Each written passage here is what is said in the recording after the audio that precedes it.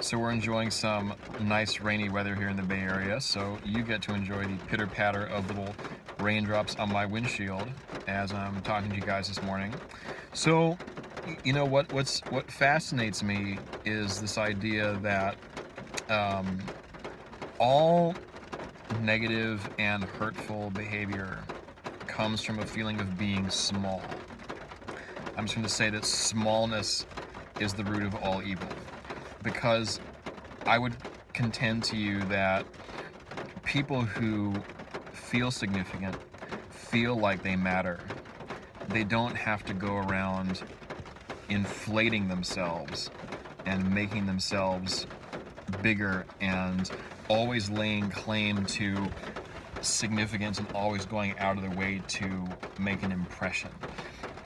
They are focused on the values that drive them. They're not focused on themselves and trying to puff themselves up. It's people who feel small who do that. It's people who feel small who do desperate things to make a ripple in the water. So, and you can look at anything like that. People with healthy self-esteem seem to kind of just be content flying under the radar, and they focus on their work. They focus on the way that they want to contribute. They focus on just where they want their life to be going, and they're just focused there. People who feel small and insecure and insignificant are always focusing on themselves. So what I think is a valuable use of our time and our thinking is to really get an understanding for how we can restore a feeling of interconnectedness with each other and reclaiming the knowingness that we do matter, that every one of us is somebody. Because we live in a world right now that is so big and so vast, with so many people, more than 7 billion people living on planet Earth right now, that it's easy to feel anonymous.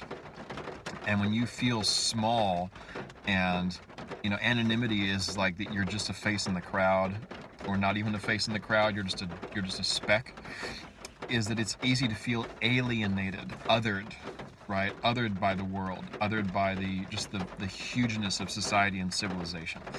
And I really think that this is a source of a lot of emotional pain for people. It's not a sharp pain, it's kind of a dull and dulling pain. So what kind of people don't have that and have never had that? Because if you look at them, then you can understand the mechanics of interconnectedness and significance that we all need. It's a basic teaching of Tony Robbins that there are some basic needs that we all have. There's a need for certainty, there's a need for variety or uncertainty. There is a need for significance and recognition. There's a need for love and connection. And the sort of the highest needs that we have to fulfill for ourselves is the need for growth and the need for contribution. So what we are going to focus on right now is the need for significance and recognition and the need for connection. So the kinds of people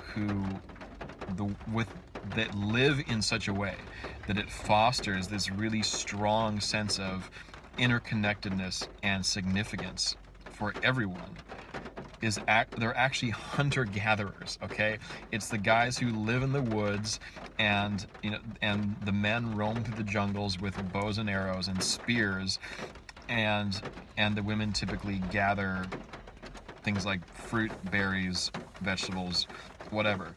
Why is so just real quick, because in today's social climate, I want to explain why there's a gender-based division of labor in these cultures. It's a side note, but in case you were sort of a little bit like, what do you mean the men do this and the women do that? It's not because the men are stronger and the women are weaker. It's nothing like that. It's because the women can carry their babies while they gather food, and they can't bring their babies out for long expeditions into the jungle to hunt animals like the men do. Sort of a side note, but gender equality is a big issue right now, So when I talk about men and women being divided in their work, just want to clear up what that's all about. So these hunter-gatherer tribes are in such small groups that the efforts of every single person are absolutely essential to the survival of everyone. Every single person knows without a doubt that the survival of everyone depends on every single one of them. So if you see what I'm getting at here, they can't avoid the feeling of significance. But a critical part of that is that nobody is any more important than anybody else, but nobody is any less important than anybody else. So everyone knows they matter, but everyone knows that everyone else matters. So these societies are the only truly egalitarian societies that we have. Egalitarian, obviously coming from the root word, it's a French root, égalité, right? So equal. Everyone is equal. There's no centralized leadership. Every time there's a special project that needs the coordinated efforts of the different people, it's just a random person that surfaces that takes that on. There's no chief of the tribe. There's no hierarchy. There's no leadership. And it's interesting when you think about that, right? The implications of that. It's really true that everybody matters equally. Nobody is diminished by anyone else. And so there isn't this inflated sense of I am in charge here, but everyone knows that they're critical to the survival of the collective. And because of that, hunter-gatherers have almost zero incidents of homicide, suicide, and rape. The things that are the big problems in society today, the things that do the most damage, right? They don't have those problems, and they're the only people on Earth that have such low incidence of those kinds of problems, right? And thanks to the work of mostly anthropologists, we have a meaningful amount of data on these people. So it's not just conjecture. So on the other hand, we've got society sustained by agriculture and then industry, where you have such large groups that none of us, almost nobody, has this sense that they have that kind of significance in their circle, that other people depend on them for their very survival. This can happen on a small scale inside of a family, and actually that's why, it's one of the reasons why having kids and having a family of your own, whether it's your own kids or whether you adopt, whatever it is, that is, in some ways it can be deeply therapeutic for this feeling that I just don't matter anymore. I'm not significant. The world could go on so easily without me, without really blinking an eye. To have people in your life that you are that important to them. So what I want to get into a little bit are the ways that we can reclaim these feelings of significance and interconnectedness so that we can focus on, again, what this always comes back to is what needs to shift in our thinking and in our habits and our choices so that we can get over these sort of mental and emotional hurdles and get back into focusing on our lives. And again, what do we want our lives to be all about? And we usually get stuck, we get obstructed from those kinds of pursuits because of mental and emotional hangups. So that's something you're going to hear me talking about all the time, because I really believe that's the main problem people face is up here. And once you clear that up, then what's going on outside of you can have some real meaning and can reflect your identity, reflect what you want out of life and the path that you want to walk in the world. So little bits that we can borrow on the surface level. How can we organize our lives in such a way that we are feeling that significance, that interconnectedness, feeling like we matter and that we're making an impact? Number one, you could actually shift what you're doing professionally, because you could work in a team instead of just sitting behind a desk and plunking away.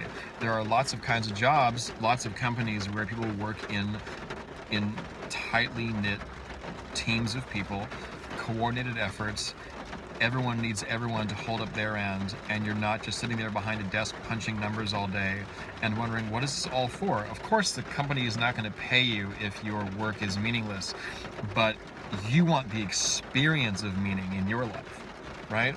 So that's one thing you can do. You can look into, okay, how can I shift what I'm doing so that I work with a team? The other thing you can do is you can do sort of fun things on the weekends. Like you can be in an amateur sports team. You can, maybe after work you can go play basketball with your friends, or things like that. You can do nature hikes and camping trips on the weekends, or long weekends with your friends, where you're kind of plugged into situations where everyone's working together in that way.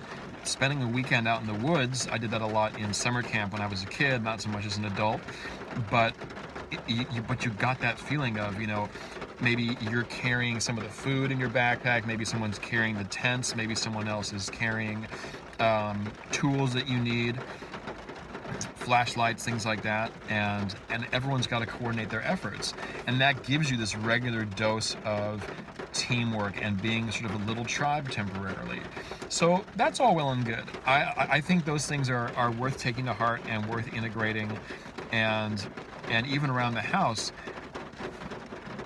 distributing chores and tasks and to-dos so that people depend on each other more, giving people the responsibilities that you depend on being done. It makes everybody feel more important, and that's what we want. We want to promote the feeling of you matter, right? So look for ways that you can do that at home, at work, with your friendships and your communities, all that kind of stuff. But there's a deeper way to address that that's purely psychological, and we'll just talk about that for a little bit, because there's a change in your mentality. You find whatever you look for. If I say stop what you're doing, look away from your screen, look around the room and find me everything that's red. Take a second. Do it right now. Just go look for everything that's red. And then you come back and I say, okay, now tell me everything that you saw that was green. Well, you're not sure, right? Because your focus was on the red things. Now, if I say go look for everything that was green, go ahead, actually do it. We have time. I'm just stuck here in the rain. Okay, so you could tell me everything that was green, but where are the blue things? You don't know, right? So you see what you're looking for. So if you're looking for signs of interconnectivity, interdependence, you will find them. And you will come to see yourself as an intrinsic part of what is keeping the gears around you turning. Now, so is everybody else, but so are you. That's the point. Everybody's working together. Everybody is contributing their time, their energy, and their efforts to turning these slow, cumbersome gears of civilization, right? But we want to see ourselves as just as much a part of that, and not to lose ourselves in the vastness of it all. So one scenario, I heard this very interesting talk by actually this man who is the advisor to the Dalai Lama. So talk about somebody that you would consider to be somebody very wise, very spiritually advanced. And he gave a brilliant talk some years ago. This is when I first discovered meditation and yoga and things like that. And I went to hear him give a talk about climate change. And what he said was, we act as if we have no connection to our environment and to each other. We all act like we're completely independent agents. And the future survival of our species depends to a large degree on our ability to tap into the reality of our interconnectedness. We are interconnected. We do affect each other. What happens over there affects what happens over here. What happens in Japan, affects what happens in Uruguay, right? But are you present to that? So it all begins with a shift in your mentality. So let's just take something like pouring a cup of tea. Sounds pretty simple. You don't need anyone's help to go pour a cup of tea. But think about it for a second. The teapot, did you make that? Let's say it's made of stainless steel or cast iron, depending. So did you mine the iron?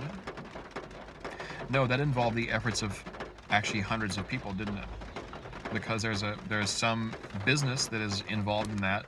They have people who go down and they mine these metals, don't they? And then they've got people who have to make them viable for commercial use, melting them down, reshaping them into a tea kettle.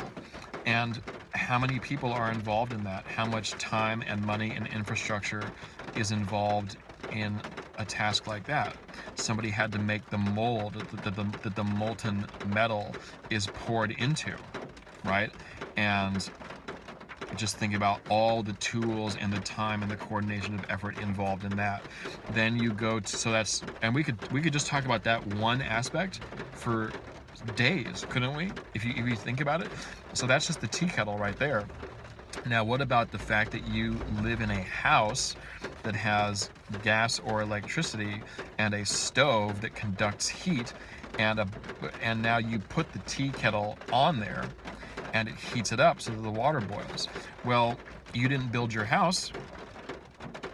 Maybe some people watching this did, but it's more likely that actually lots and lots of other people built the house. They sourced the materials they used to build it from all over the world. Those were organized and manufactured and shipped and distributed, marketed, priced, and sent to retail outlets, etc. Places like well, honestly, I don't really know where people buy these materials to build houses, but I do know that these places, let's just say this is not exactly the world that I travel in, right? But you've got all these elements that contribute to it. And how about the electricity or the gas and all the piping or the power lines that are necessary to send the resources of gas or electricity to your house? How many people are involved in the system of distribution of energy that you can actually go turn on the stove and you can pour water out of your faucet? Again, did you create the plumbing? No. The efforts of thousands of other people were involved in laying the pipes, the irrigation systems, where the water's brought in from. Again, thousands of people there, where the water's purified and made suitable for human consumption. How many people were involved in that? Then you fill up the pot with water, you heat it on the stove, you boil the water. Well, now you've got boiled water. Well, now you need a tea bag. Well, where do the tea leaves come from? The tea leaves came from, they came from India or China or wherever it was they came from. So how many people were involved in procuring the tea leaves? And how many people were involved to make the tea bag? And the little tag on the end of the string that has the name of the whatever brand of tea you're drinking, and who designed that, and how do they create the ink to make the label on it, and the computers that were used to print those labels. You see what I'm getting at? So your one action of, I could just go on and on and on. I think you get the idea. So when you look at something so simple like that, you realize that these little things that you do are engaging the efforts of, at this point, thousands and upon thousands of people. And they're also, and you pouring that cup of tea is engaging the processes that took actually thousands of years to bring up to where they are today. Because imagine pouring a cup of tea 5,000 years ago. Just think about that for a second. None of the stuff that we have now is available. You had to live in a region where those tea leaves grew, and you were out of options. If you wanted to drink green tea, and you wouldn't even know what green tea was. If you lived in the Andes Mountains, or if you were living in the Australian outback, or if you were honestly living anywhere but certain parts of Asia where tea leaves actually grow. So now we live in a world where these things are available everywhere. Why? Because we're connected. So you might feel like, well, what does that have to do with my sense of significance? It's your desire to drink that tea that turns all of that machinery. It keeps all those people who either are working in the fields picking tea, or mining the iron for the teapot, or laying the pipe work to send water to your house, or the people who build homes and the architects who design them, and everything. That all depends on you.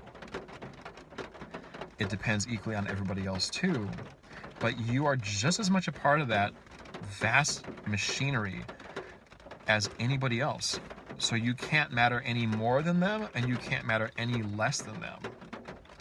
And when you learn to look at everything in your life like that, it can stop you in your tracks, because I'm sitting in my car right now speaking into the camera for an iPhone.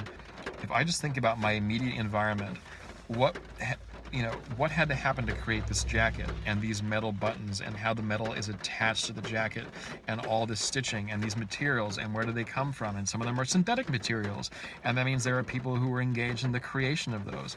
And this sweater, and the car that I'm sitting in, and the phone that I'm talking to, just how many thousands of years of human coordinated effort and ingenuity are involved in every single thing around me, everywhere I look.